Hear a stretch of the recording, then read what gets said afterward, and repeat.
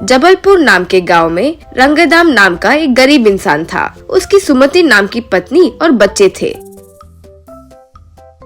उसके पिता तो गुजर गए थे, लेकिन माँ उन्हीं के साथ ही रहती थी।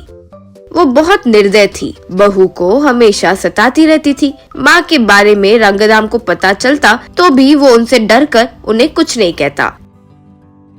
रंगदाम एक अमीर के घर पर काम करता था। उन्हें कार में घुमाता था। वो अमीर आदमी अक्सर उस कार में अलग अलग गांव में प्रयाण करता था। एक दिन रंगदाम घर आकर, सुमति, ये छोटा सा पोटली मालिक के कार से मिला है। शायद वो भूल गए या छोड़ गए होंगे। अलमारी में रख दो और कल मैं जब जाऊंगा तब याद दिला देना। यूं कहा। उस रात खाना खाकर जो सोया रंगदाम नींद में ही गुजर गया। वो देखकर घर पर सब बहुत दुखी हुए।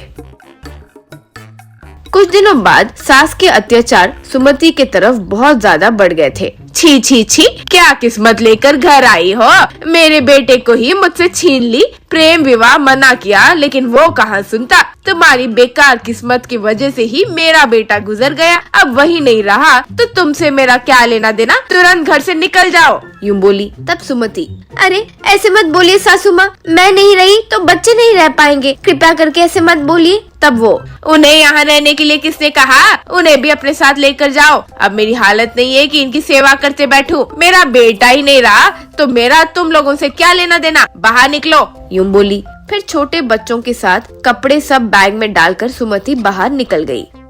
वे चलते चलते पड़ोसी गांव में पहुँचे। बहुत भूख लग रही थी तो बच्चे रोने लगे। भूख लगी है माँ, भूख लगी है। सुमति क्या करे समझ नहीं पाई। इधर उधर देखी तो वहाँ एक कचरा कुंडी नजर आया। वहाँ तभी कोई बचा हुआ खाना फेंक कर चले गए थे। सुमति तुरंत जाकर वो बचा हुआ खाना लेकर बच्चों को खिलाई और खुद भी खाई। वो फिर वहीं प्लेटफॉर्म के पास पाइप में सो गए। इस तरह रोज वो कचरा कुंडी से खाना ढूंढकर बच्चों को देने लगी। वहीं खाकर, वहीं पाइप में सोकर, वहीं जीने लगे। एक दिन सुमति, हे भगवान, हमें क्यों ऐसी जिंदगी दे रहे हो। मेरे बच्चों को ऐसा खाना खिलाना पड़ रहा है। अब कुछ तो करके ठीक से खाना तो लाना होगा इनके लिए, यूं बोली। फिर वो मजदूरी का काम करने लगी।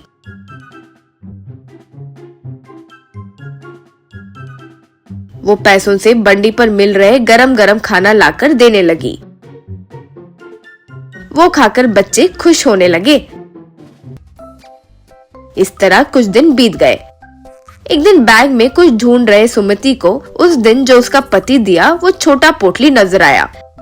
अरे ये तो मैं भूल ही गई, इसमें क्या होगा सोचकर खोलकर देखी तो उसके अंदर हीरे थे। वो देखकर आश्चर्य में पड़ गई। तुरंत बच्चों को ले जाकर उस अमीर के घर गई।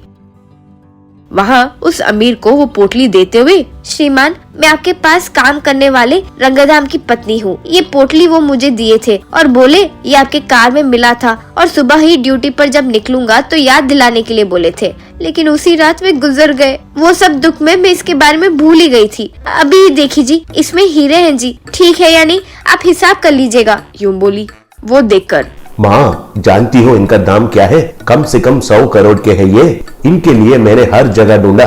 इतने कीमती हीरों की लालच तुम्हें नहीं हुई और वापस ला कर दी और अपनी ईमानदारी साबित कर दिया। तुम सच में बहुत महान हो। खो बैठे चीजों को वापस लाकर देने के लिए मैं आपके लिए एक अच्छा सा घर खरीद कर दूंगा। बच्चों की पढ़ाई के लिए कुछ पैसे भी बैंक में रखूंगा। तुझे भी अपने पास अच्छी नौकरी दूंगा। ये रंगदाम के लिए समझ लेना। इस तरह वो अच्छे घर में रहते हुए, बच्चों को पढ़ाते हुए, अच्छी नौकरी करते हुए खुशी से रहने लगी।